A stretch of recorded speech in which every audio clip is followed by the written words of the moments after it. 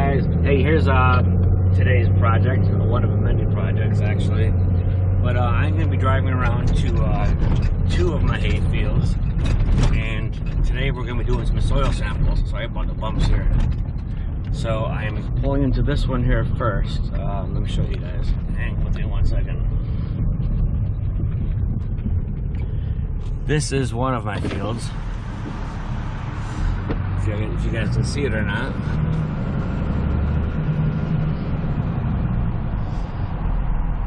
And we're going to take some soil samples.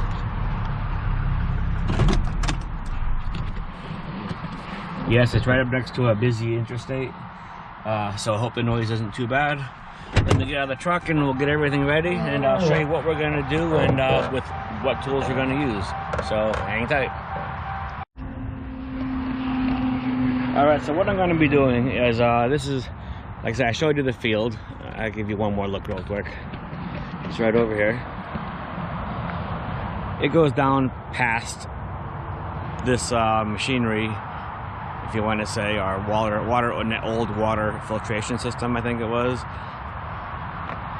And it goes all the way down to here. It's only, I think, 4 acres, if I'm not mistaken. There was more, but it was sold off. I'll probably show you some of that also. So what I'm going to do is get that sun out of your eyes. I have a bucket to collect our soil samples. I actually made this mono stand, if you want to say, right here, out of a broomstick, piece of aluminum, a GoPro, and a thing for my foot to go on to shove it into the ground. So I'll bring that out there with me also. I have this. I have my soil sample probe, I guess you can call it. We want to go down 6 inches, and this should work out pretty well. And this is where it's going to go, the samples. It's the state of Connecticut, the Connecticut Agricultural Experiment Station. I guess a Department of Environmental Services. It's a free service, so I can't go wrong with that. And you send in your samples, and 2 weeks later you have results. And with the results, it also tells you what's recommended for like fertilizer or lime. And that's gonna be pretty handy. I don't want to guess. So they want 10 to 12 samples. So I'm gonna break up the field here into 10 or 12 different spots, add it together into my bucket, and mix it up and send it off. So let's get going. Turn right over here. This will be our. Get ready to start right here. This will be our first soil sample.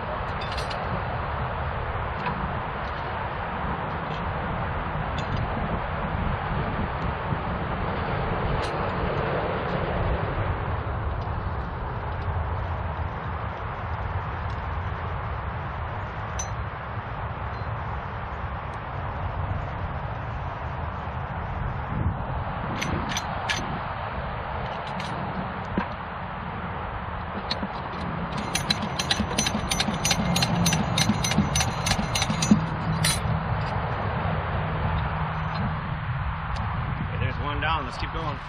All right, this is going to be my number 12. So we're going to do that right here.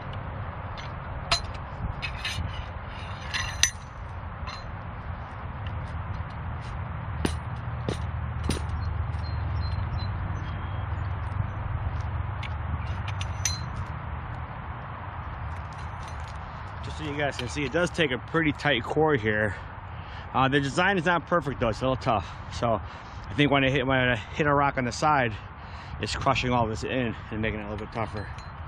And the ejection thing, it doesn't pop out smooth like I wish it did, but I guess it works. I should have brought a hammer to tap this down. It would have been easier.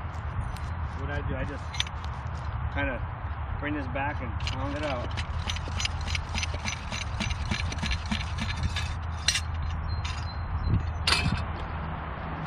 So let me show you what I have here. What I have my samples, is 12 cores right here. What I'm gonna do, we're gonna mix it up, break them apart, and put them in sample bags. So let me get back up to the truck, which is way over there. I'll talk to you in a minute. All right, I am done. I have 12 samples. I'm gonna head back home, and we're gonna bag them, mix it, bag it, and get it in the mail. Like I say, sorry about the dirty truck, but there's the field.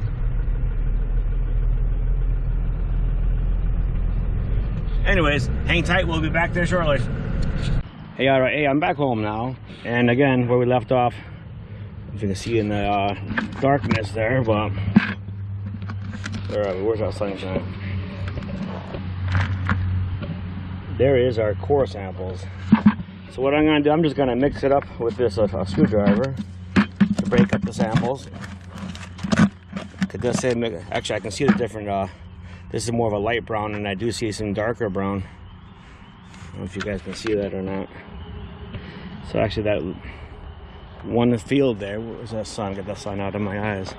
But yeah, you can see the one on my left over here is a lighter brown, it's a darker brown on the right. So definitely some different soils in that field. So let me mix it up and then we'll go to the next step.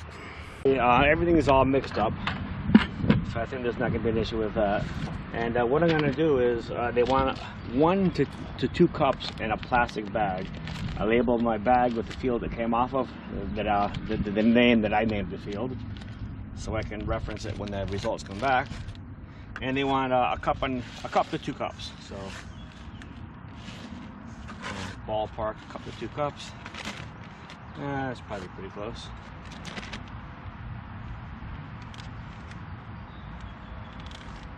Yeah, that looks like about a cup to 2 cups. It's not wet, it's not overly dry, so I think it's going to be just right. And one more thing here while we're doing this, let me just show you. I'm not sure if you guys can see this. Let me take a look.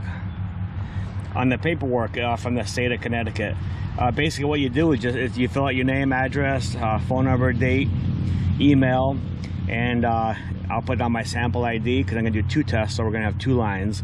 So I'll put in the field name here, crops to be grown, what type of hay, and the comments, anything that I have, I guess, comments or concerns on, which I really don't, so I think we're going to be okay. And you send it off to the state of Connecticut, the Connecticut Agricultural Experiment Station in New Haven, Connecticut. And it's actually a free service. It doesn't cost you a dime, so how can you beat that? It's actually for state of Connecticut. I'm actually shocked that something's for free. That's a different story. So let me go take one more field sample of cores, and then what I'm going to do is in 2 weeks I'll have these results back with recommendations of how much lime or fertilizer or whatever they're recommending to bring it up to optimum growing, I guess, quality soil, you can say. If that makes sense to me, it does. For what I'm going to be growing, which is just going to be I think orchard grass and timothy mostly. So that's it. So stay tuned. 2 weeks we'll be back with the results, and we'll start probably spreading lime, I'm sure. Talk to you later.